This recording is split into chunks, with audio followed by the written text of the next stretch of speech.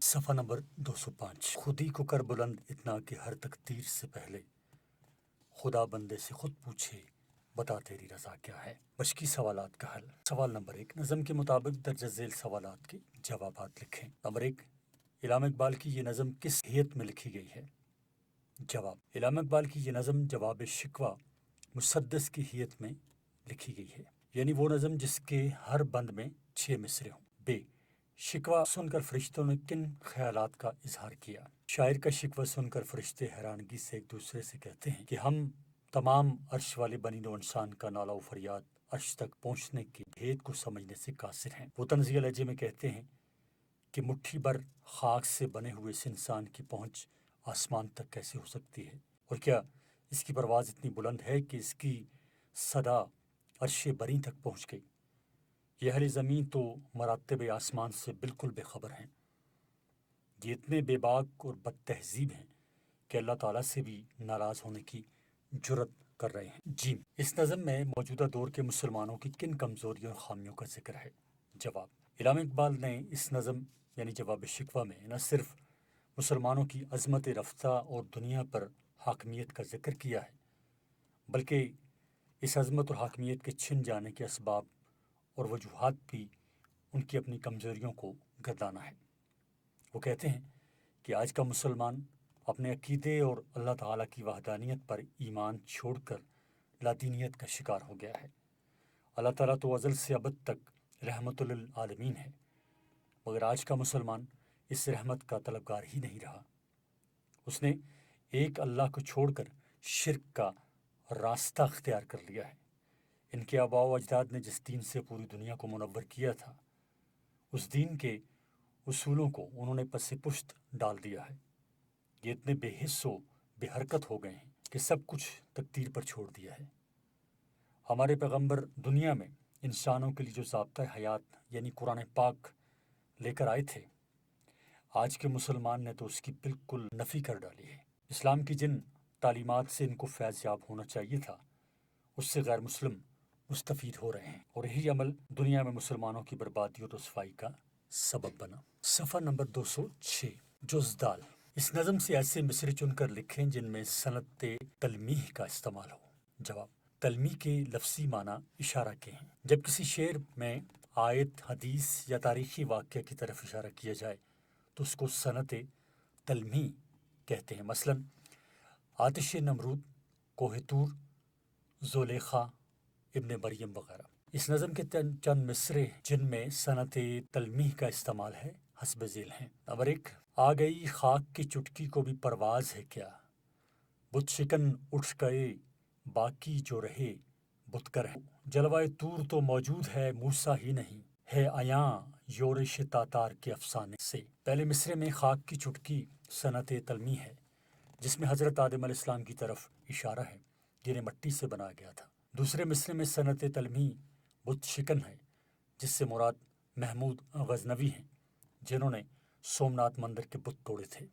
تیسرے مصرے میں جلوہ طور اور حضرت موسیٰ کو صنعت تلمیح کے طور پر استعمال کیا گیا ہے اور کوہ طور پر پیش آنے والے واقعے کی طرف اشارہ ہے۔ چوتھے مصرے میں یورش تاتار چنگیز خان کے بعد اور دیگر مسلمان سلاطین پر حملوں کی طرف اشارہ ہے۔ جز ہے، اس نظم کا نام جواب شکوہ کیوں رکھا گیا؟ جواب، علامہ اقبال نے 1911 میں شکوہ کے نام سے انجمن حمایت اسلام کے 36ویں اجلاس میں ایک نظم پڑھی تھی، جس میں انہوں نے مسلمانوں کی زبوں حالی کا نقشہ اللہ تعالیٰ سے شکایت کی صورت میں کھینچا تھا۔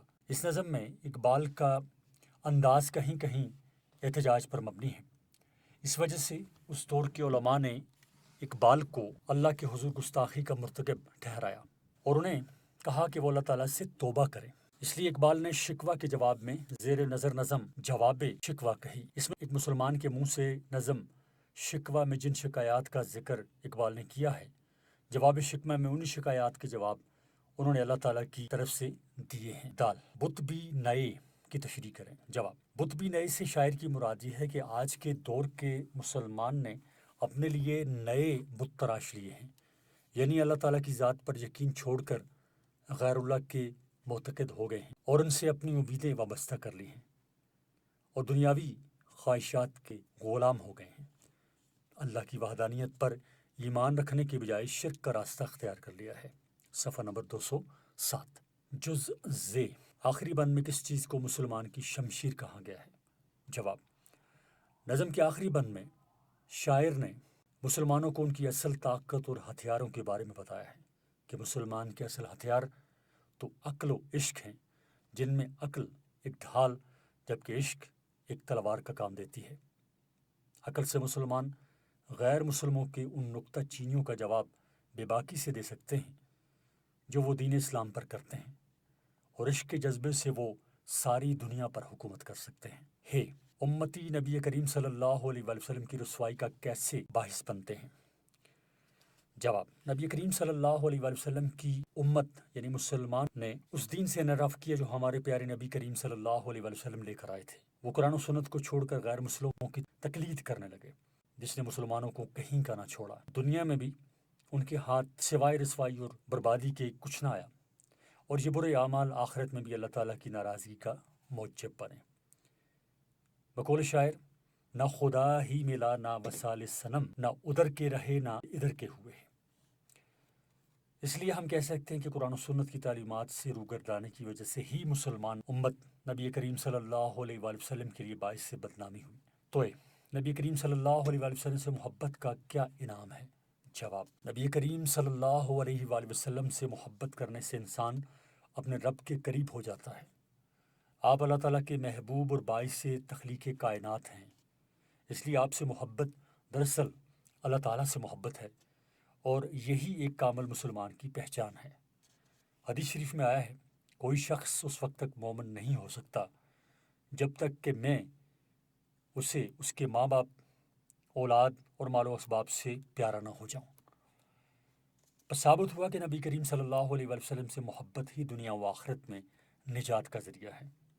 سنت رسول کو اپنانے سے نہ صرف یہ دنیا مسلمانوں کے تابع ہوگی بلکہ لوح و قلم یعنی وہ تختی اور قلم جس کے ذریعے آسمانوں پر انسان کی تقدیر لکھی جاتی ہے، وہ مسلمانوں کو دائرۂ اختیار میں ہوں گے۔ صفحہ نمبر 208۔ جز یہ دنیا میں کس نام کی برکت سے روشنی کرنے کی تلقین کی گئی ہے؟ جواب: شاعر نے اس نظم میں اس میں محمد سے دنیا میں اجالا کرنے کی تلقین کی ہے کہ اپنے پیارے نبی کا نام پوری دنیا میں پھیلا دو، ان کے لائے گئے دین اسلام کے نور سے ساری دنیا کے انسانوں کے دلوں کو منور کر دو۔ سوال نمبر 2۔ کلام میں دو چیزوں کا ذکر کر کے دونوں میں فرق بتانے کو صنعت تفریق کہتے ہیں۔ مثلاً نمبر 1، ناز ہے طاقت گفتار پہ انسانوں کو، بات کرنے کا سلیقہ نہیں نادانوں کو۔ بت شکن اٹھ گئے باقی جو رہے بتگر ہیں، تھا ابراہیم پدر اور پسر آزر ہیں، تھے تو آبا وہ تمہارے ہی مگر تم کیا ہو، ہاتھ پر ہاتھ دھرے منتظر فردا ہو۔ سوال نمبر 4، درست لفظ چن کر خالی جگہ پر کریں۔ نمبر 1، جواب شکوہ دراصل اقبال کی ایک نظم ڈیش کا جواب ہے، تو اس ڈیش میں آئے گا جواب شکوہ دراصل اقبال کی ایک نظم شکوہ کا جواب ہے۔ ساقی نامہ خضر راہ شکوہ یت الاسلام، تو اس میں آئے گا شکوہ۔ قدسی الاصل ہے ڈیش پہ نظر رکھتی ہے، قدسی الاصل ہے رفت پہ نظر رکھتی ہے۔ جیم بات کرنے کا سلیقہ نہیں ڈیش کو، تو بات کرنے کا سلیقہ نہیں نادانوں کو ہے۔ عشق والے جسے کہتے ہیں ڈیش دنیا، اس میں جو آپشنز ہیں وہ یہ ہیں، ہلالی، سوالی، خیالی یا بلالی، تو اس میں آئے گا عشق والے جسے کہتے ہیں بلالی ہے، حضرت بلال رضی اللہ تعالیٰ عنہ سے۔ آگے نوٹ، آخری جز ہے نصابی کتاب میں شامل بندوں میں موجود نہیں، تاہم اس نظم کے باقی بندوں میں 35ویں بند کا چوتھا مصرع ہے۔ صفحہ نمبر 209۔ جواب: اب سوال نمبر 5، اس نظم میں سے کم از کم 10 ہم کافیہ الفاظ چن کر لکھیں۔ نظم کے 10 ہم کافیہ الفاظ یہ ہیں۔ نمبر 1، اثر اور نظر۔ 2، آواز اور پرواز۔ پہلے پڑھ چکے ہیں کہ ہم کافیہ وہ الفاظ جو آخر میں ایک جیسی آواز دیں، جن کے آخری جو حرف یا لفظ ہے اس میں ایک جیسی آواز ہو، جیسے آواز اور پرواز، انسانوں اور نادانوں، خوگر اور بدگر، بیاباں اور طوفاں، رضواں اور انساں، زمیں اور مکیں، افسانہ اور مستانہ، پیمانے اور صنم خانے، شمشیر اور تدبیر، یہ سارے ہم کافیہ الفاظ ہیں۔ سوال نمبر 6، اس نظم میں جو فارسی تراکیب استعمال ہوئی ہیں ان میں سے کم 10 تراکیب کو لکھیں۔ جواب، فارسی تراکیب جو استعمال ہوئی ہیں اس کتاب میں ان میں سے 10 یہ ہیں: فتنہ گر، پیرے گردوں، تگ و تاز، سقان زمین، رموز کم، طاقت گفتار، اشک بیتاب، دل خوگر، پسر آزر اور عصر نو۔ صفحہ نمبر 210، نظم کا نام ہے بڑھے چلو اور اس کے شاعر ہیں اختر شیرانی۔ سب سے پہلے ہم دیکھتے ہیں فرہنگ یعنی مشکل الفاظ کے معنی۔ دشت یعنی صحرا یا بیابان، ریگزار بھی ریگستان یا ریت کے میدان کو کہتے ہیں۔ ہیل، سیل یعنی نمی، سردی یا ٹھنڈک۔ جوئے بار یعنی جو کے معنی ندی، نہر، بڑی نہر جو کئی نہروں سے مل کر بنتی ہو۔ کوہسار معنی پہاڑی سلسلہ یا پہاڑی علاقہ۔ دلاوران یعنی بہادر، شجاع، دلیر، جمع صفت ہے۔ تیغ زن یعنی شمشیر زن، تلوار چلانے والا۔ صفوں کو توڑنا یعنی صف شکن، صفوں کو توڑنا یا چیرنے والا۔ افتخار یعنی فخر، ناز یا شان۔ لگن یعنی شوق یا دھن۔ بے اما مانا جس سے کوئی محفوظ نہیں رہ سکتا، جس سے کوئی بچ نہیں سکتا۔ قسمت سعید یعنی خوش قسمتی، نیک بخت یا بختی۔ رزمگاہ یعنی میدان جنگ یا میدان کارزار۔ سپاہیانہ عید مانا عید کے لغوی معنی خوشی یا مسرت کے ہیں، یعنی سپاہی کے لیے میدان جنگ میں مرنا یا شہادت سے وہ خوشی ملتی ہے جس طرح لوگ عید کے دن محسوس کرتے ہیں۔ جیا یعنی زندہ رہا دو۔ آخری لفظ ہے فخر قوم یعنی جس پر قوم یا ملت کو فخر ہو یا ناز ہو۔ صفحہ نمبر 211، خلاصہ نظم۔ بڑھے چلو عنوان کے تحت لکھی گئی اس نظم میں شاعر اختر شیرانی وطن کے جوانوں سے مخاطب ہو کر کہتے ہیں کہ اے نوجوانوں، اپنے وطن کے دفاع کی خاطر تمہیں جتنی بھی آزمائشوں کا سامنا کرنا پڑے تو ان سے گھبرانا مت۔ تمہاری راہ میں صحرا آئے یا پتھریلی چٹان، ان کا دلیری سے مقابلہ کرتے ہوئے دشمنوں کی صفوں کو چیر دو اور اپنی تلوار کے جوہر دکھاؤ۔ شاعر کے مطابق ملک و قوم کی فنا و بقا کا دار و مدار تم نوجوانوں پر ہے، اس لیے اپنے اس پاک وطن کی حفاظت میں سر دھڑ کی بازی لگا دو۔ اس راہ میں اگر تم کامیاب و کامران ہو کر واپس لوٹے تو غازی کہلاؤ گے، اور اگر اپنی جان قربان کر دی تو شہادت کا وہ عظیم رتبہ ملے گا جو خوش بختی کی علامت ہے۔ مرکزی خیال، اس نظم میں شاعر نوجوانوں کا حوصلہ بڑھاتے ہوئے انہیں وطن کی خاطر اپنا تن، من، دھن قربان کرنے کی تلقین کرتے ہیں، اور اسلام میں بھی جو مشکلات پیش آئیں ان کا مردانہ وار مقابلہ کرتے ہوئے دشمن کو دندان شکن جواب دے کر اگر اس جد و جہد میں زندہ بچے تو غازی کہلاؤ گے، اور اگر مر گئے تو شہادت کا مرتبہ ملے گا۔ دندان شکن کا مطلب ہے سخت عبرتناک شکست۔ دندان ویسے دانتوں کو کہتے ہیں، اگر اس طرح ہم کہیں لفظی معنوں میں تو ہے دانت توڑنا، لیکن یہاں سیاق و سباق کے حوالے سے اس کا مطلب ہے عبرتناک یا بہت بری شکست دینا۔ اشعار کی تشریح۔ بند نمبر 1، رکو نہیں جو دشتو ریگزار آئیں سامنے، بچو نہیں جو سیل و جوئے بار آئیں سامنے، ہٹو نہیں جو بحر و کوثار آئیں سامنے، وہ راہ کتنی ہی کٹن، بڑھے چلو بڑھے چلو، دلاوران تیغ زن بڑھے چلو بڑھے چلو، بہادران صف شکن بڑھے چلو بڑھے چلو۔ تشریح۔ بڑھے چلو نظم کے اس پہلے بند میں شاعر وطن کے نوجوانوں سے مخاطب ہو کر کہتے ہیں کہ اے وطن کے سجیلے جوانوں، چاہے تمہارے راستے میں صحرا اور ریگستان آئے یا ٹھنڈے پانی کی نہریں، چاہے سمندر اور پتھریلی زمینیں، چٹانیں تمہارا راستہ روکنے کی کوشش کریں، غرض راستہ چاہے کتنا ہی مشکل اور دشوار گزار کیوں نہ ہو، مگر تمہاری ہمت اور حوصلے کے آگے وہ حقیر ثابت ہو جائیں۔ صفحہ نمبر 212، اے وطن کے دلیر اور شجاع سپاہیوں، آگے بڑھو اور اپنی تلوار کے جوہر دکھا دو اور دشمن کی صفوں کو الٹ پلٹ کر رکھ دو۔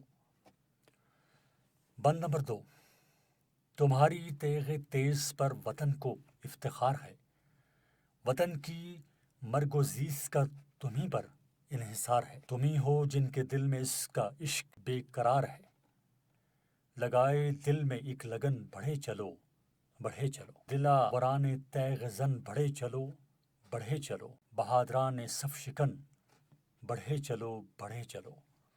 تشریح: شاعر اس بند میں کہتے ہیں کہ اے وطن کے نام پر مر مٹنے والے سپاہیوں، تمہاری ان تیز اور کاری ضرب والی تلواروں پر قوم کو ناز ہے۔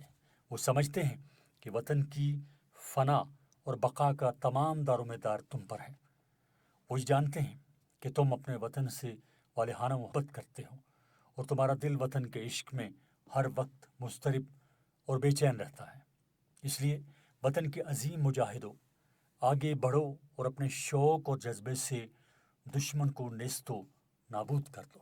جیسے اختر شیرانی ایک اور جگہ پر یوں کہتے ہیں، عشق و آزادی بہار زیست کا ساماں ہے، عشق میری جاں آزادی میرا ایماں ہے، عشق پر کر دوں فدا میں اپنی ساری زندگی، لیکن آزادی پہ میرا عشق بھی قرباں ہے۔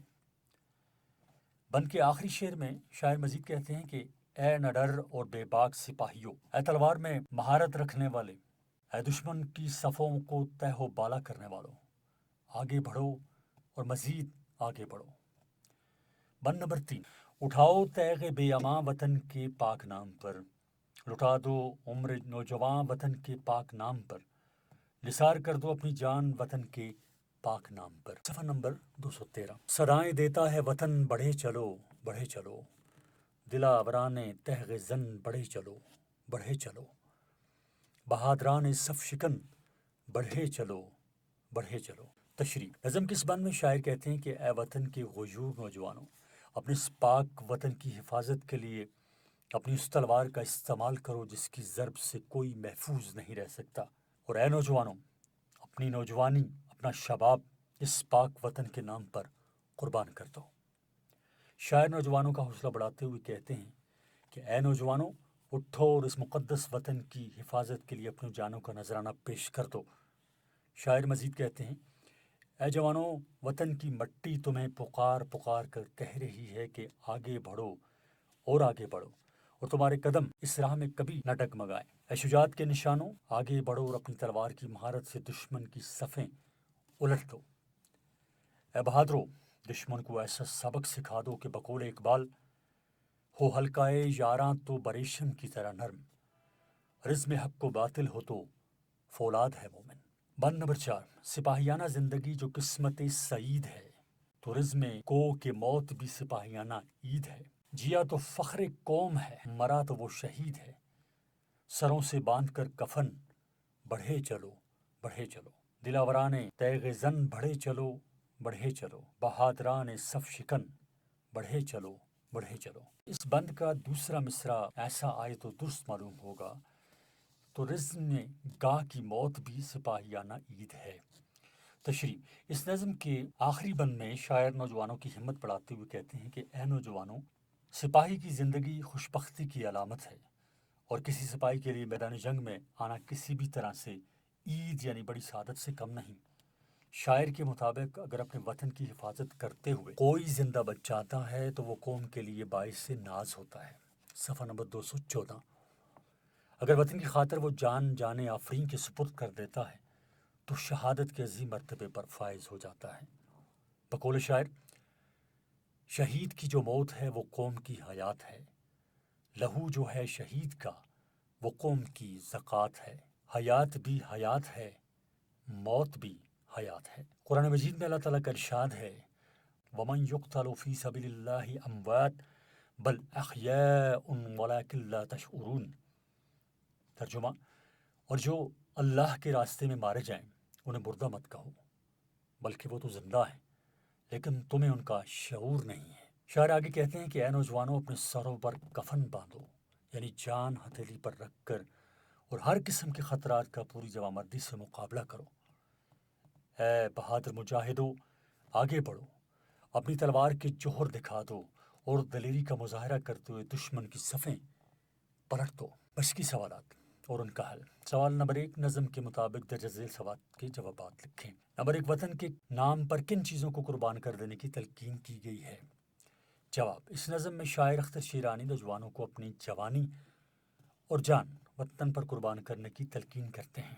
ب، اس نظم کا مرکزی خیال لکھیں۔ جواب، طلبہ مرکزی خیال دیکھیں جو ابھی ہم پڑھ چکے ہیں۔ جواب، پہلے بند میں کن کن مشکلات کے باوجود آگے بڑھنے کی نصیحت کی گئی ہے؟ جواب، پہلے بند میں شاعر نے جن مشکلات میں آگے بڑھنے کی نصیحت کی ہے وہ یہ ہیں: چاہے صحرا اور ریت کے میدان آئیں، ٹھنڈے پانی کی نہریں ہوں یا پتھریلی چٹانیں ہوں، تب بھی تم آگے بڑھتے جاؤ۔ دال، وطن کی ترقی اور تنزلی کا انحصار کس چیز پر بیان کیا گیا ہے؟ جواب، شاعر کے مطابق وطن کی ترقی اور تنزلی کا دار و مدار نوجوانوں پر ہے، کیونکہ ملک کے نوجوان اگر کٹھن حالات میں جان جوکھوں میں ڈال کر وطن کی حفاظت کریں گے تو وطن ترقی کرے گا، اور اگر وہ ایسا نہیں کریں گے تو وطن کے زوال کا باعث ہوں گے۔ صفحہ نمبر 215 ہے، سروں پر کفن باندھنے سے کیا مراد ہے؟ جواب، سروں پر کفن باندھنے سے مراد یہ ہے کہ مرنے کے لیے تیار رہنا، اور شاعر کہتے ہیں کہ وطن کے نوجوانوں کو وطن کی دفاع کے لیے جان ہتھیلی پر رکھ کر آگے بڑھنا چاہیے۔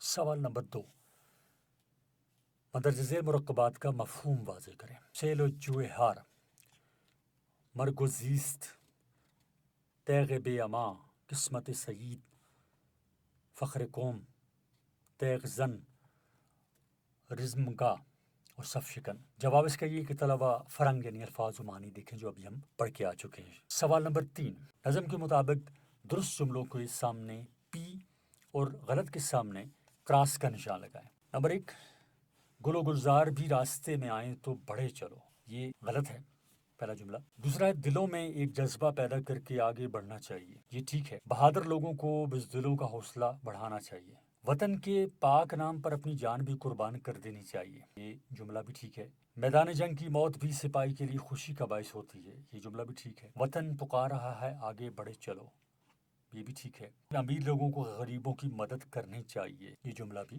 درست ہے۔